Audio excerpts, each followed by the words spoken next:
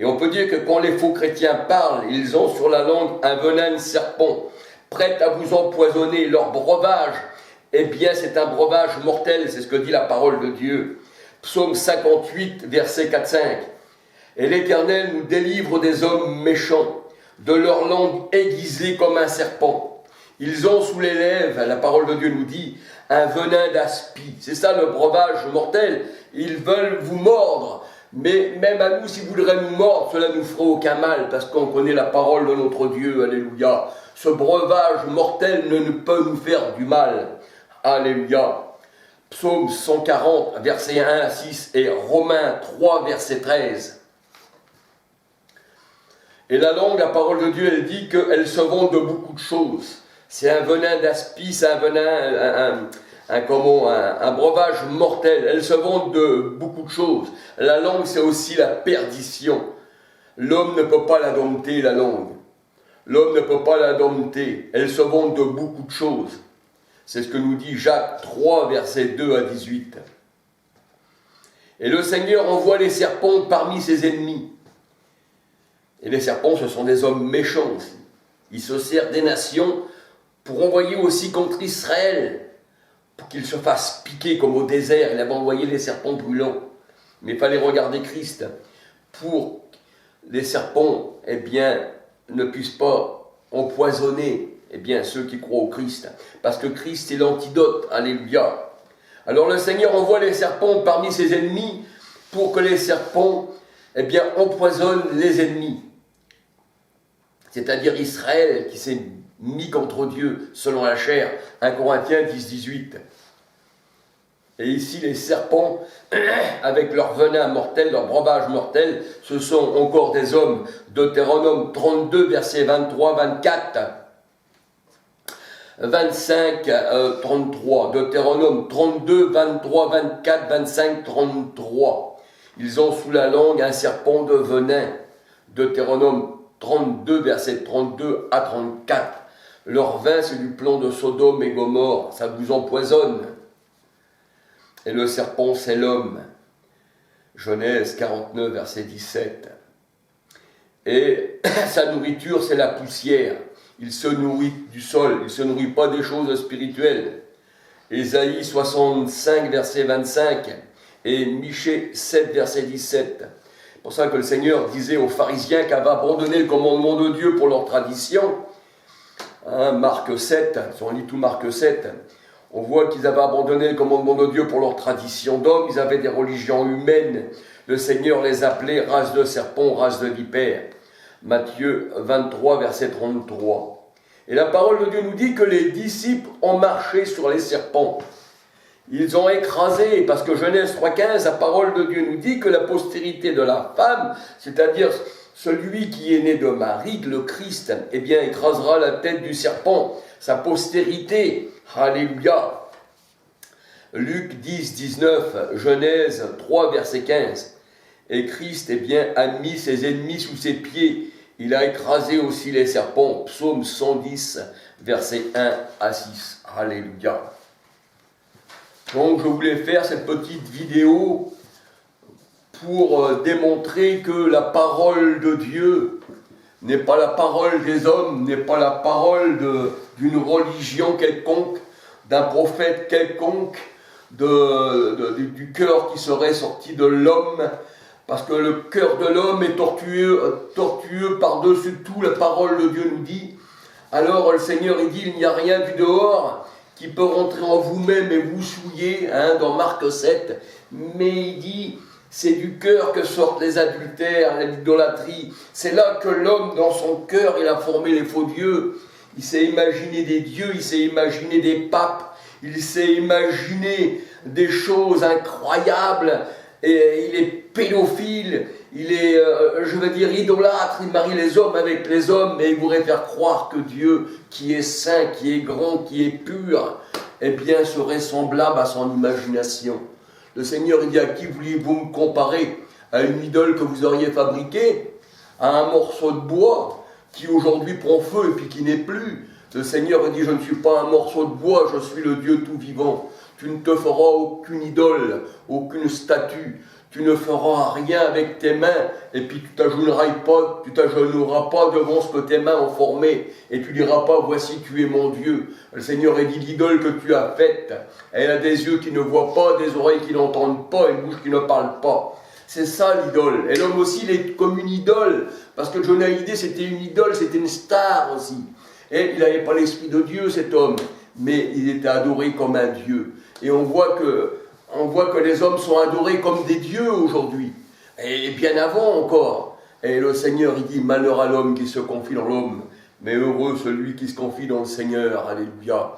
Les vrais adorateurs de Dieu adorent Dieu en esprit et en vérité.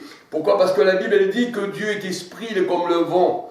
Si on ne voit pas le vent, on va dire qu'il n'existe pas. Mais la Bible, elle dit que la foi est une démonstration des choses qu'on ne voit pas. Dieu, on ne le voit pas, il est partout. Et un jour, il a pris un corps. Et un jour, il est venu.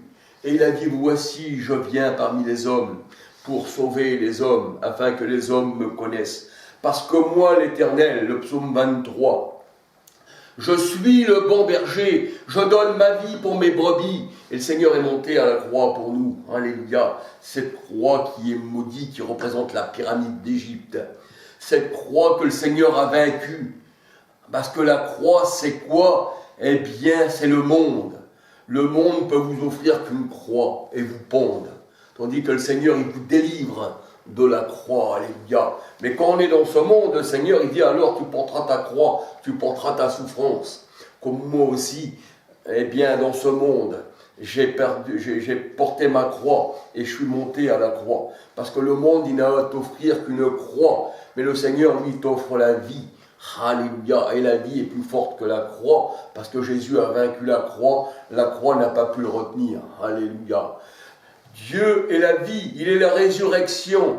Si on ne croit pas que Dieu peut toutes choses, qu'il peut venir, eh bien, sous la forme d'un homme, et la parole de Dieu nous dit, c'est dans Marc 16, je ne me rappelle plus, je crois, Marc 16, 20, il me semble, eh bien, la parole de Dieu, elle dit que Jésus se présentait encore à ses disciples sous une autre forme. Parce que Dieu prend la forme qu'il veut. Et quand Jésus est venu, il s'est présenté à Thomas dans un corps percé par les clous, dans un corps qui devait mourir. Mais ce corps-là, il s'est représenté à Thomas. Et Thomas a dit, Jean 20, 28, à Christ, mon Seigneur est mon Dieu. Or, le Seigneur, c'est l'Esprit.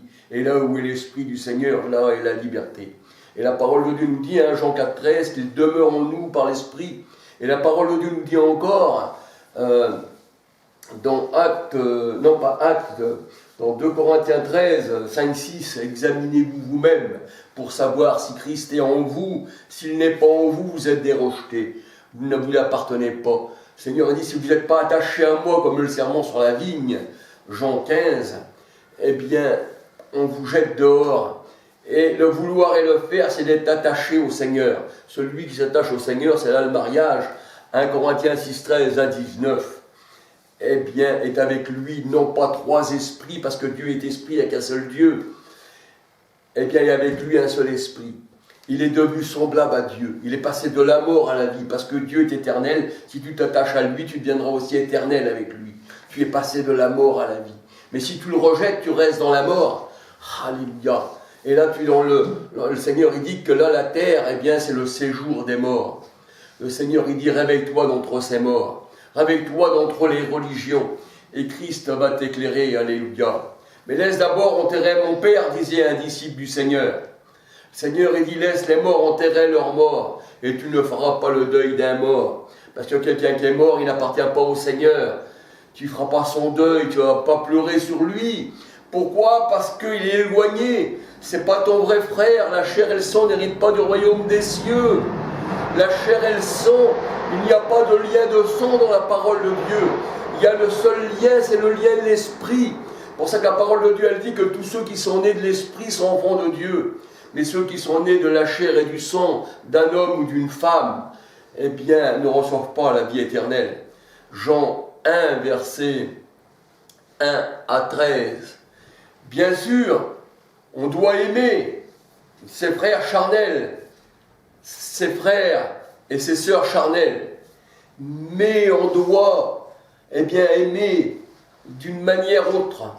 les enfants spirituels. C'est pour ça que le Seigneur a dit, si tu ne quittes pas ton père et ta mère, tu ne peux pas être mon disciple si tu restes attaché au sang et à la chair. Mais je te donnerai des frères au centuple, quand tu auras quitté ton père et ta mère, tes frères et tes sœurs, qui sont charnels. Je te donnerai une famille au centuple. C'est ce qui est écrit dans la parole de Dieu. Alléluia. Et la vraie parole de Dieu, pour ça que Jésus disait, qui est mon père, ma mère, mes frères, mes sœurs, c'est celui qui fait la volonté de Dieu. C'est la famille spirituelle, celle qui ne fait pas partie de ce monde. Et qui, elle, te comprend parce qu'elle a le même esprit, elle a le même Dieu spirituel que tu as. Alléluia. Le Seigneur dit quand un membre souffre, les membres souffrent, parce que nous sommes le corps du Christ. On vit avec lui, et celui qui nous touche et qui nous insulte le Christ. Un peu au départ comme Saul de Tarse, qui est devenu Paul, qui était pharisien, qui luttait contre Dieu, tout en croyant qu'il était un enfant de Dieu, mais il était dans une secte. C'est pour ça qu'il dit maintenant, je regarde tout cela comme de la boue. Eh bien, le Seigneur, il lui disait, je suis Jésus que tu persécutes, Saul. Il te serait dur d'avancer contre une épée, Saul. Pourquoi? Parce que l'épée, c'est la parole. Si tu avances contre l'épée, tu vas à ta mort. L'épée va te transpercer. Mais si tu marches avec moi, Saul, je suis le vent. C'est ce que dit la parole de Dieu. Dieu est le vent. Il est le souffle. Et le vent, tu ne sais d'où il va. Il va dans les cœurs qu'il choisit. Mais on ne choisit pas. C'est lui qui choisit. Il vient et il dit, tu es à moi, alléluia. Alors, gloire au Seigneur. Alors, ces quelques petites paroles, pour vous rafraîchir de la part du Seigneur, sortez de vos religions, de vos gourous, sortez de tout ce qui vous met dans la boue.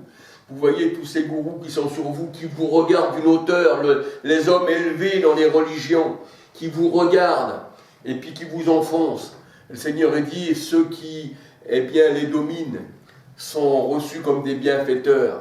Le bâton qui leur frappe le dos, c'est ça leur bienfaiteur.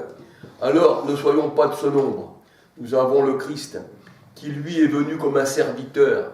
Le Seigneur, il a dit, je ne suis pas venu, non pour être servi, mais pour servir. Lui, le Dieu Tout-Puissant, lui qui est Dieu, il est venu dans la statue d'un homme. Mais la chair ne sert de rien, c'est l'esprit qui vivifie. Jean 6, 63. La chair ne sert de rien. Et Dieu est venu parmi nous, alléluia. Alors à celui qui croit en son nom, à sa parole, il a fait que cette personne, homme ou femme bien sûr, peuvent devenir enfants de Dieu. Parce qu'elle entendra la voix du bon berger, mais pas celle d'un étranger, alléluia.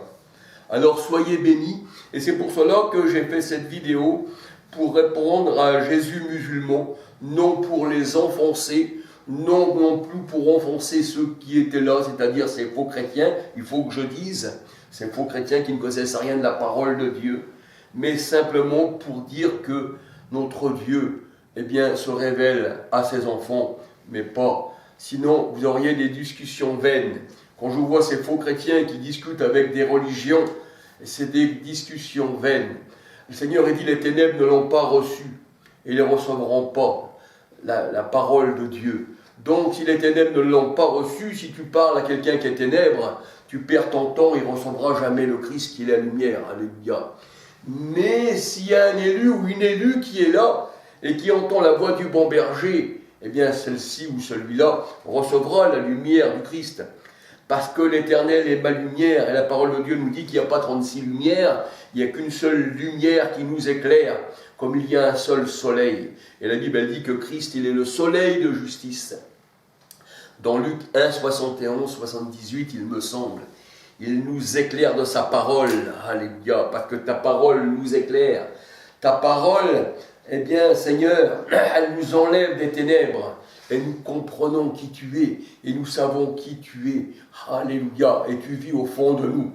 Le Seigneur a dit, celui qui vous écoute, m'écoute, mais celui qui vous rejette, me rejette, parce que c'est poussé par l'Esprit du Christ que des hommes parlent de la part de Dieu. Alléluia. Donc mon Sauveur, parle par ma bouche, je suis son instrument, comme tous ceux aussi qui lui appartiennent, hommes et femmes.